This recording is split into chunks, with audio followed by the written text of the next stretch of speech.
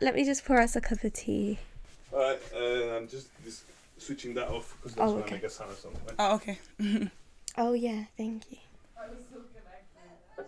Lol. You're not going to watch a TikTok and like, imagine it blasts. Dad, bae, I love it when the dick's on display. Hey, What, on the TikTok? yeah, imagine. Oh It's my just playing. That's hilarious. That's hilarious. Hello, darlings, and welcome to Afternoon Tea with Bon Bon Magazine. I am your host, Ebony Louise Barrett, and this is the second episode of my new monthly podcast. I am joined by the wonderful Ami today, my kawaii best friend. Hello. We've been close for how many years now? Like I think like 2 years. Yeah. 2 years, 3 years, something like that. So yeah, grab yourself a cuppa and a blanket. It's time to get cute and cozy. So let me have a little sip because we need to hydrate ourselves. Today we are drinking Balance by Twinings, which is a mixture of rose, lemon verbena, and something else that I can't remember, but it sounds really bougie and it looks really cute, so we got that here. You don't really drink herbal tea, do you? No, not really. But I don't mind tea. I do enjoy drinking tea. I just like tea because it's like super cozy, and I always just drink tea in the evenings anyway, and we're filming this in the evening. So yeah, I'm just going to introduce Ami. Yeah, Ami and I met like at the beginning of like my degree, right? No, the beginning of your, I think towards the end of your second year. That's what I remember. Was it? Yeah. Like just before the summer of going into third year. Remind me what we were doing. We were shooting. Yeah, for... you was doing a shoot for Bon Bon. I think issue 3. Yeah, issue 3. It's actually there. You probably can't see it, but Ami is posing. Oh no, before that. Wait. Oh no, Yeah. it was. Oh my god, yeah. It was. Was it 2 then? That was issue 3. It was issue 2. We met, and that was like, oh my god, what year was that? I can't remember, but all I remember That was a long is time ago. it was like, I think that was 2019. Was it 2019? I can't remember now, to be honest. It was like the year before COVID. Yeah, like, I think it was properly. like this summer or just before the summer of 2019. Yeah. And then we just stayed Instagram mutuals. Yeah. It was really cute. It was the shoot for issue 2. I think it was like the Spoiled Rotten shoot with like the pajamas and like the satin cute kind of vibe. That was really fun. I remember you did the makeup on that shoot as well.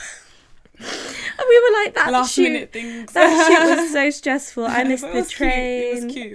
No, it was really cute. It was really cute. It was so funny. I missed the train. I missed the bus. Like that day, and I was going to see Melanie Martinez. Yeah. After, I remember we were bonding over that as well, and yeah, that was just a really cute day. And then after that, we didn't actually like Keep in touch or anything. We did. We just stayed like Instagram ish. mutuals. Yeah, we kind of stayed Instagram mutuals, Yeah. and then after that, like it was the next shoot, which was issue 3, and yeah, it was the plush size shoot with Echo and Lexi. Yeah. And you dressed up as Hello Kitty. Yeah. And they were Esther Bunny and my Melody, I think. Oh my god, if I remember rightly, but it was a long time ago. And yeah, that was a really cute shoot. Yeah, that was really nice. And then we properly like became close. Like, I think, was it third year? It was third year. It was third year, and I was working on Sweet Shop 6, which was like my final major project, and you were working on your final major project as well. And I basically needed like a fashion designer. Well, I worked with Several. you. I worked with several. I worked with Ami, I worked with Aurelie, and I worked with Alice. And yeah, it was an amazing time. Like the vision was perfectly executed. I was so happy. And like we worked together on the design for Popcorn's outfit. And we were just chatting like every day about the materials and like fabrics and like everything like that. It was really fun. Yeah, it was really lovely. I loved that. It was a really cute time. Yeah, good I times. remember, like I'm just trying to think, like that was when I had like when I was obviously a student, so I had student loans, so I could do like that shoot like as big as we kind of wanted it to be, which was really fun. And then you modelled. Yeah. Yeah. The big heart. Oh my god, yeah. Do you want to tell everyone about how you felt about that? Yeah, it was super fun. I was super excited to get involved. you know, obviously Ebony and I, we share the same influences, so I was more than happy to collaborate something like that, especially during my final year. I mean, uni is busy, but it's still a time where you have a bit more time to kind of focus on like your creative projects. So to do something like that, you know, I really wanted to do it when I, you know, had the time and especially like the motivation alongside doing my FMP. So yeah, that was great. It was lovely, and I'm looking forward to when we do something like that again. It's just struggling for time, really. Literally, time and money. It's time for you and it's money for me. Like, for real though, because oh my god, well, we'll get into it properly, but yeah, you work full time. Yeah. And I'm freelance. So as you guys like, I mean, I said in episode 1, but you know, money it's an ongoing battle. But yeah, for you it's time because you obviously only have the evenings and the weekends, and if you want to obviously book time off. Yeah, exactly. And yeah, and then like going back to where we were, like with Sweet Shop 6, I remember after that we were like, yeah, we were just talking a lot more. Yeah, for sure. And then I think we did your shoot. Oh yeah, my one in the basketball court. Yeah, that was really cute. And that was like the day before both our deadlines. Yeah, it was literally like, oh gosh. No, it was the week before. Gosh. Oh yeah, no, it was. We wouldn't do a shoot the day before. No, Jesus, no. No, it was the week before. But it feels like, honestly, for a minute I believed that. So I'm not even, it's like all a bit of a blur now. Yeah. Sleep deprivation. No, literally. You had work as well that day. I was working like in the evening, but yeah, we were in King's Cross with Sheeda and Rochelle. Yeah. And that's how we met both of them, and they both love like alternative fashion as well. Rochelle was a friend of mine. I actually met her on Bumble BFF, and then she introduced me to Rochelle. I mean, Rochelle introduced me to Sheeda. Yeah. And then that's how Ebony was introduced to them. Yeah, now we're all like really good friends. Yeah, we go to like cute events together and do cute things. It's really like sweet. To see them. Yeah, it's really nice to see them. But yeah, and then after that we did, I think, oh god, I feel like those few years were such a blur after our degree. Yeah. Like, what did we even? I can't remember. I can't really remember doing another shoot after that. You obviously have been doing stuff since then, but we haven't really collaborated since then. So, but like you made the bows for me for. Oh yeah, I do remember that. Yeah, I made a bow for issue 5. 2 bows and a bag. I think I made a few bows, but anyway, I can't remember. 2 or 3. Anyway, bows and a bag. Yeah, that was nice and easy for me, so I was more than happy to do that. Honestly, Ami's an incredible fashion designer. Thank you. You guys should follow her and her brand Off Duty Princess. Thank you. Honestly, like, never seen anything like it. If you love like lacy embellishments, like super kawaii, like vintage teddy bears, and like, yeah, she makes the most beautiful heart-shaped bags and trousers, and you should definitely get in touch with her. But now I'm gonna talk about like just some questions for Ami, honestly. Yeah, sure. For all you cuties listening. So yeah, just to kind of bring you guys in as well. What made you interested in Harajuku fashion, and how old were you, Ami? I think I first became interested, like, I've always liked very cute aesthetic, and like even when I was in secondary school I was always very into like kind of like very innocent and very sweet look, and you know that wasn't very like popular or trendy to be wearing to school. You know, lots of pink, and like I didn't really care too much about like trendy stuff. I mean, I would do it just because, you know, when you're young that kind of stuff matters at the time. Feels like it. I feel like I've always loved like Hello Kitty. Like, she was quite a popular Sanrio character in the UK, so she was definitely like one of the first things that like introduced me into like this kind of kawaii culture and like the whole world. And yeah, I think because I was already into that very cute aesthetic, like I love to dress like that, I joined Tumblr, and on going on Tumblr, I think because I was always reblogging very cute and like, you know, Hello Kitty, and like starting to learn more about like the other Sanrio characters, I came across like J fashion, and like specifically Fairy K and Lolita. Fairy K was the one I was most drawn to, and like Lolita was a lot more popular at that time anyway. There was more like Lolita fashion bloggers on YouTube, so like Princess Peachy, and like I know a lot of people that get into J fashion, they always mention Princess Peachy, like her Lolita videos. They're so like nostalgic for me now. So yeah, definitely check her out. And Pixie Locks as well. Yeah, Pixie Locks came a little bit later, like because she's a little bit younger than Princess Peachy, but yeah, definitely she's one of those that, you know, inspired me more as well to like get into that. But yeah, I would say mainly like getting into like Tumblr and seeing like the people wearing it, and then from there I discovered YouTubers that would document like J fashion, mainly Lolita YouTubers, so yeah, like Princess Peachy. And yeah, I think that's the main thing. And of course, because I was into like very casually like into anime and stuff, that kind of just heightened it, like my interest in like Japanese pop culture, so specifically like, you know, anime here and there. I never really watched much, but that's like I discovered like Lucky Star, and like I just loved like the cuteness, and like it was slice of life, so I just was really into that. And then like I think that just heightened it more, like, you know, like Japan's like pop culture and like what they had out there was so different to what they have here in the UK, at least I think so. So yeah, I would say like Tumblr and YouTube definitely, and then after that Instagram. And then that's when I just decided to go to college, study fashion design, and yeah, since then I've really just continued to pursue that. So yeah. She's so talented. I feel like I spoke so much, but yeah. No. Tell them what they want to hear, honestly, because I feel like it's been a long time coming, you know. Who inspires you in the J fashion community? I would say like my friends, honestly, like mainly my friends.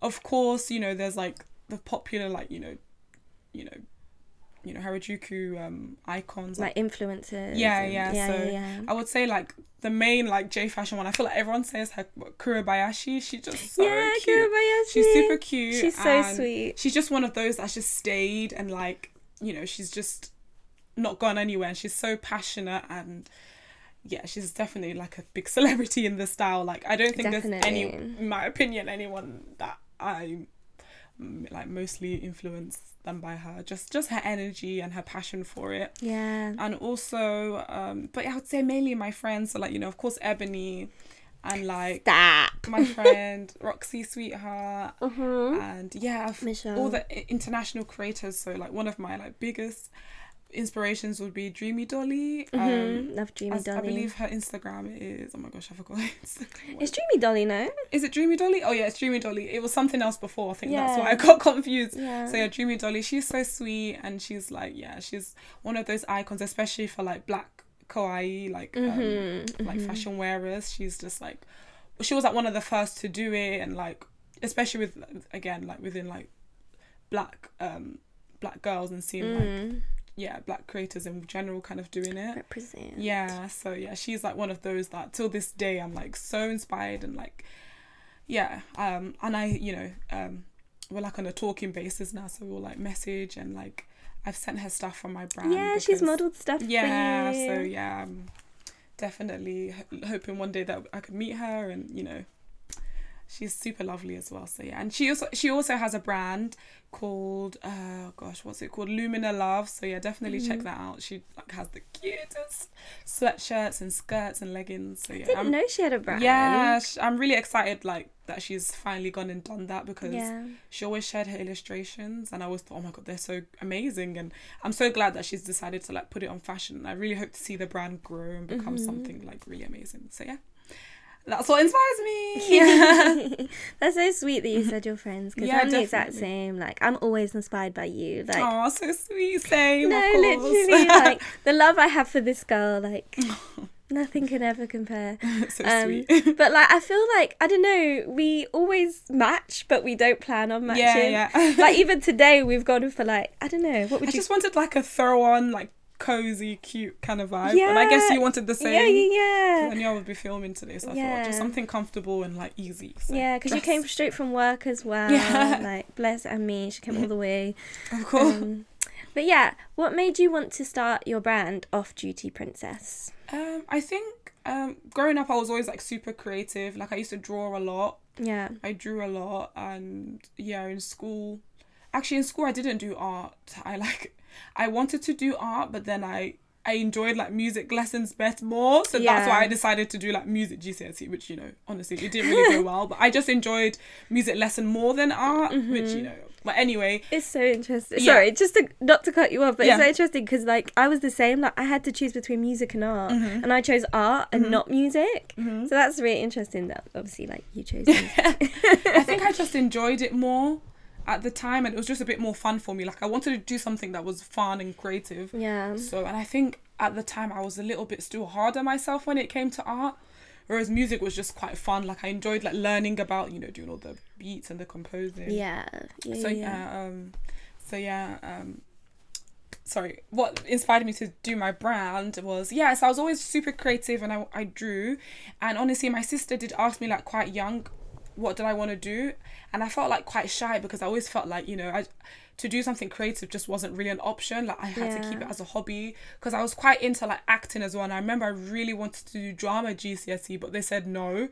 Like, for some reason, Why? like, I just think, I don't know, they just said not everyone gets their choices for everything. And I guess that was quite a popular option, especially like, I don't know, maybe in East London, that was a thing. My schools, but no, my drama school, was popular though. My school in particular, I remember like for a minute, they turned in, like after I had left, apparently they became like a drama school or something, like more focused on drama. Whereas when I was there at the time, it was a language school apparently. But after I left, so I'm not surprised basically. So I was quite into like anything creative basically. I wasn't very academic, like maths, English, science, like none of that was really like what I was into. But I remember my sister, she asked me what did I want to do, and I said, you know, like, honestly, I would love to do like fashion. I want to do fashion. And she's like, you know, if that's what you want to do, then go for it. And then honestly, from then I just kind of kept it in my heart that that's what I wanted to do. And my mom was very supportive. She didn't even ever question like, oh, why? She just said, yeah, if that's what you want to do, you can do it. So I really appreciate like my family like being so supportive of that. I think they just know that, you know, it's better for me to follow my passion. So anyway, so after school, I went to go and do art and design, because I decided I wanted to do, you know, something creative, but I had no portfolio, like I had no drawings, I had nothing. So I had to go and do, again, a level 2 art and design course. But it's funny, because after I had finished that course, they said, you know, like, you could have just gone ahead and done the level 3. Yeah. But I think that was actually a good thing, because that gave me time to then think about what I really wanted to do. Like, so instead of doing like, you know, A levels or BTEC art and design, I decided to go to the Fashion Retail Academy, and I do a BTEC diploma in fashion design. So that was really good. Oh my god, I didn't know you went there. Yeah. That's so cool. So when I was there, I really wanted to just focus on what I love, which was, you know, kawaii fashion and Harajuku street style. I really wanted, because of course I saw a lot of small brands, but I just hadn't seen, personally, I hadn't discovered one in the UK that really spoke to me and had that essence of what I liked, you know, very cute and pastel and that 80s vibe. I really love Spank. So Spank is like a really iconic store. And Nail Perch. Yeah. Spank and Nail Perch are like my biggest inspiration. So when you see my designs, you would see a lot of influence from those. Yeah. So I would just say like just my passion for like being creative and like fashion. I was always really into my personal style. So I would say it was just kind of a natural kind of progress from doing art and design and loving how dressing up. Like pretty much everyone in my family were quite expressive. My mom, my sisters were all really expressive with our style. My cousins, we all dress and love fashion, and like, so it's just kind of like a thing that came naturally to me, I would say. So I'm glad I've stuck with it. I'm glad I stuck with it, because, you know, it's not a very, you know, easy industry to break into. But I think that's another reason I wanted to start my own brand, because I just kind of felt like if the opportunities are not coming to me, why don't I just create my own opportunity, which was, you know, with my brand. And it kind of came from doing my final major project. The name of my final major project was Off Duty Princess. So I just made an Instagram basically to document my final major project. And then from there I wanted to do something a bit easy. So right now I'm starting off with like bags, and I do like upcycling of clothing here and there. So she does the best. You better commission her, because she will make you the most beautiful, like I'm really excited to like see where the brand goes, and like especially when I can finally like maybe bring more people either onto the team or like start outsourcing maybe from a manufacturer. I will still always do handmade things, just because, you know, like that's what makes my brand special, I think. But I definitely want to expand and like, you know, do a bit of everything. Yeah, because everything's quite bespoke, isn't it? Like, especially like the teddy bears that you source, like, you know, even the lace, like all the fabrics that you hand pick, you know, it's all very true to you. Yeah, for sure. And like true to each individual design. Like each bag you've made, like, none of them look alike. They all look so different, but all so beautiful in their own ways. Thank you. You know, so like I like to treat them like collectibles, so I don't want to like repeat, and like, you know, with slow fashion it's really difficult anyway, unless you like go and buy like very specific or get a fabric manufactured. It's like not easy to like repeat the same designs, and I enjoy it because it's fun for me as well. Like doing the same thing over and over again can get boring, so I always like to let people know that what you're buying is completely unique, and I will never ever like redo it. Like even when people ask me like, can you do me a bag like this, I do it like similar, but then it's never ever the same, because I always feel like I mean, I'm not saying that one bag is better than the other, but I always feel like I have like just a new and fresh idea that I want to try out. And you know, I've never had a customer tell me like, you know, that they want a replica. I think they all tend to appreciate that it's all very different. 100%. So 100%. They all like, they treat it, because it is truly their own. Like it's a piece of art that they have that no one else can have, you know? So how do you manage working full time whilst also maintaining your Brown Off Duty princess? Because obviously with me, I'm freelance. Yeah. So I now have, as of recently, I'm working 2 jobs. Yeah. So like 3-4 days a week I'm doing that, and then the other days I'm like working on Bonbon and working on shoots and things like that. But I know for you it is very restricted to like the evenings or the weekends, or you know, even bank holidays. Like how do you manage to like still create these beautiful commissions but not having that much time? I would say just a lot of dedication, like pretty much every day after work. Not every day, but I try most days after work to work on something, even if I just do a little bit, even if I just like cut a new shape out, or even if I just get some inspiration ready for the next design. I kind of, that really helps, because I feel like it's not the actual process of me sewing the bag and putting the bag together that takes long. It's coming up with the ideas, it's pinning it, it's planning it, it's getting the placements right. Honestly, sometimes I can spend days, even weeks, like planning just one bag. It's a bit ridiculous, but it's only because the limited amount of time I have. So, you know, maybe Monday to Friday I've worked on like one design, and I've literally just got the idea. I haven't even finalized the idea. I haven't even sewn it up. I haven't even got it like prepared to be made. I've just got it laid out and like ready, and just that rough idea basically of when I come to it, I know what direction it's gonna go in.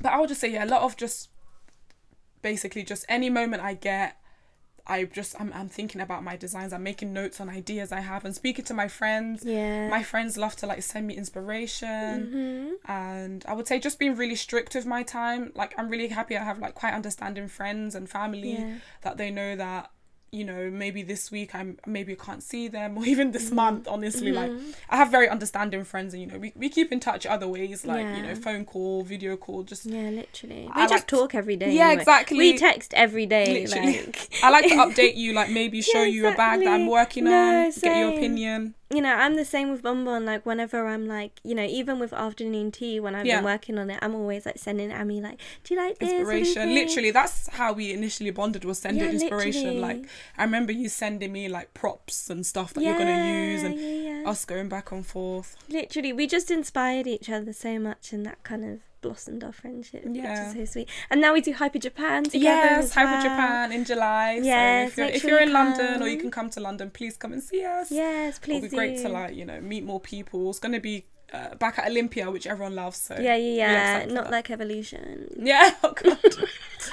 Let's not talk about that. It was a beautiful building, but a bit hot. No, it was a beautiful building, but very, very hot. Very hot.